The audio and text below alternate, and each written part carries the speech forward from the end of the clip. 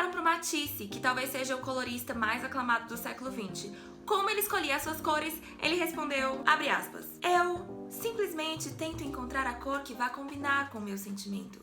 Fecha aspas. Muitos artistas e muitos dos grandes artistas, quando questionados sobre o uso de cor, respondem que é instinto, que eles escolhem ali a cor que eles acham que vai dar certo na hora, a cor que eles gostam, a cor que eles sentem que é legal e acabou. Interessante. Quer dizer então que se eu não tiver nascido com um terceiro olho artístico do instinto, eu nunca na minha vida vou ter a chance de criar uma paleta de cores decente? E é aí, meus queridos, que entra o pulo do gato. O senhor Matisse, que disse que a sua escolha de cores não tinha nenhum embasamento científico, frequentou nada mais nada menos do que a Académie Julian, uma escola de arte aclamadíssima na época em Paris.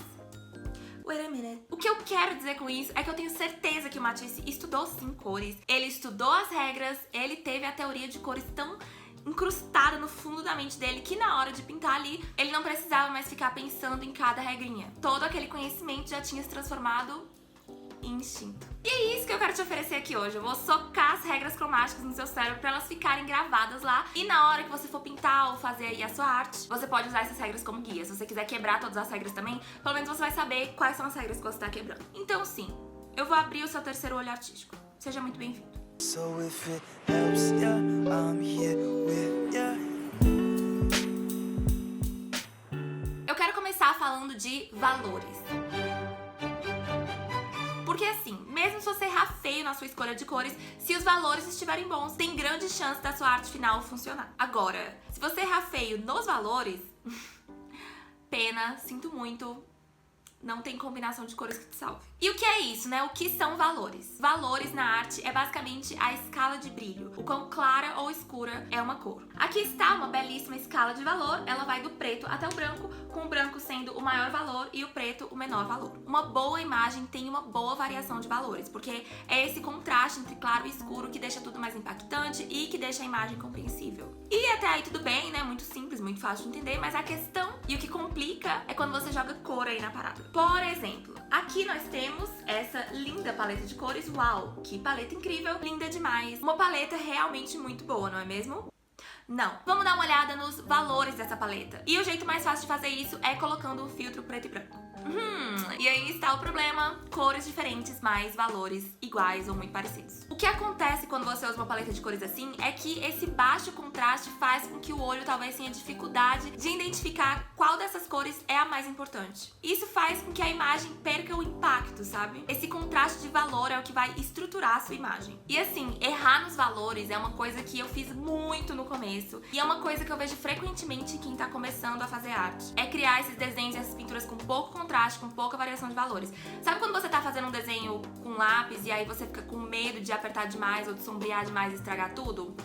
Então, vamos estar superando isso, né? Vou mostrar pra vocês alguns exemplos pra facilitar aí a compreensão, eu espero. Vamos pegar uma pintura aqui do próprio Matisse. Nesse retrato, por exemplo, dá pra ver que ele usava umas cores assim bem fora da realidade, mas por ele acertar nos valores, você consegue ler perfeitamente a imagem. Aqui, por exemplo, mesmo com uma fruta azul neon ali no meio, você olha e tem uma sensação meio que de realismo, porque ele usava valores muito realísticos, então mesmo as cores ali sendo nada a ver, você consegue olhar e ter essa sensação de que aquilo é real. E é aí que você percebe a importância dos valores, porque com eles você vai construir a estrutura da sua pintura, da sua ilustração, e com os valores acertados você pode viajar nas cores. E assim, né, a escala de valores ela é basicamente infinita, e não significa que você precisa usar todos os valores na sua pintura, mas a variação tem que existir. Vou mostrar aqui agora alguns exemplos de variação de valores. Essa primeira pintura é do Edward Hopper, e ele gostava muito de retratar luz nas suas pinturas. E pra luz ficar bem impactante, a variação de valores tem que ser bem grande. Essa diferença entre claro e escuro tem que ficar bem impactante mesmo. Então aqui a gente vê essa grande variação de valores. Ali dentro do prédio, né, ali dentro do escritório,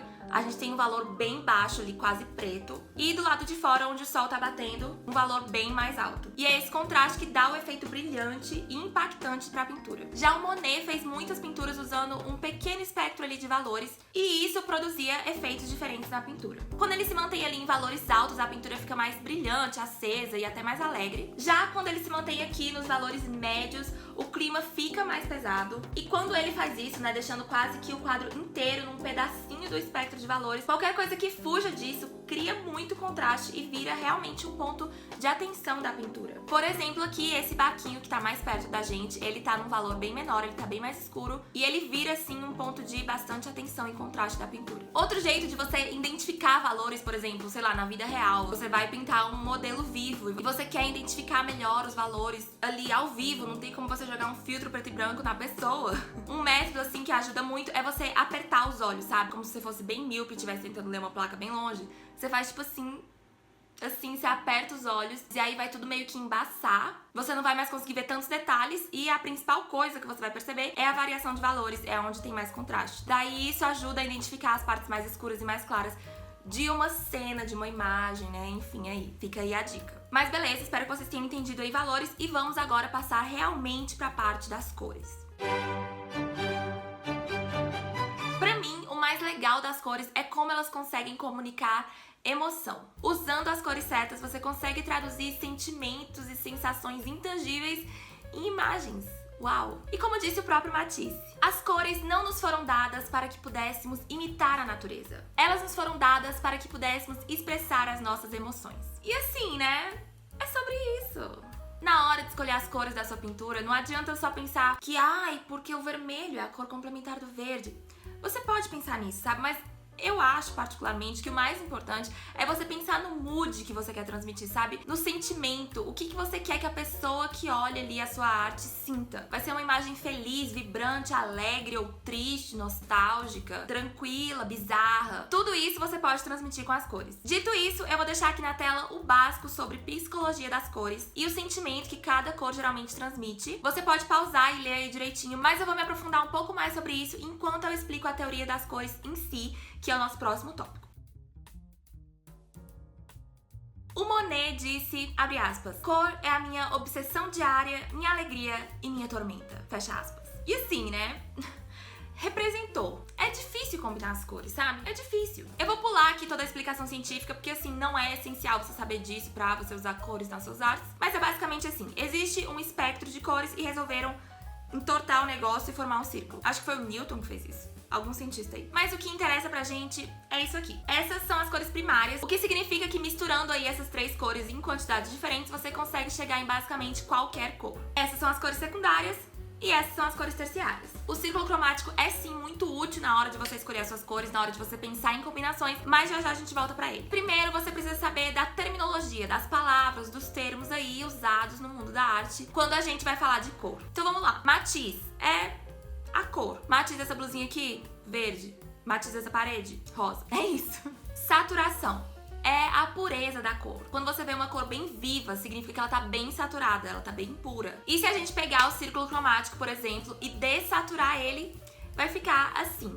Valor, esse vocês já sabem, é o brilho de cada cor. Temperatura é uma parada bem legal de você pensar na hora de fazer a sua pintura e fica dividido mais ou menos assim no círculo cromático. Em termos gerais, os amarelos, laranjas e vermelhos são cores quentes e os azuis e verdes e alguns tons de roxo são cores frias. Tá, mas por que eu quero saber disso, né? Bom, a primeira coisa é a questão do sentimento que vai passar, né? As cores quentes, elas geralmente passam uma sensação de intensidade, paixão, energia, enquanto que as cores frias passam uma sensação de tranquilidade, calma, distância. A segunda coisa que também é interessante você pensar é a questão do contraste entre cores quentes e frias. Por exemplo, se você tem uma pintura toda em tons frios e aí você joga ali, pá, um laranjão, uma cor bem quente assim, isso vai criar um contraste muito grande com o resto da pintura e passar a sensação de, por exemplo, aqui, que essa luz do sol é de fato bem quente. Mas beleza, agora vamos voltar aqui pro círculo cromático e eu vou mostrar pra vocês algumas combinações que ficam tops. Cores complementares. Elas são cores opostas no círculo cromático. E o que acontece aqui é que quando você coloca cores complementares uma do lado da outra, elas contrastam muito. Então, por exemplo, se você pega um vermelho e coloca de um lado de um verde, que é a sua cor complementar, esse vermelho vai parecer mais vermelho ainda, ele vai destacar ainda mais. Numa pintura, essa combinação de cores complementares geralmente é usada escolhendo uma cor principal, né, predominante, e a outra cor como destaque, usado em alguns pontos. Cores análogas. Elas são cores vizinhas ali no círculo cromático. Essa combinação geralmente passa uma sensação de tranquilidade que eu particularmente amo, mas melhor e maior do que eu, o Monet também amava essa combinação e ele usava bastante nas suas pinturas, como a gente pode ver em várias das waterlilies dele.